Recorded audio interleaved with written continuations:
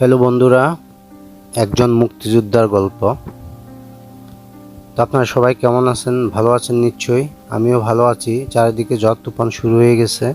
আপনারা সবাই ভালো থাকবেন, নিরাপদে থাকবেন, এটাই শুভকামনা।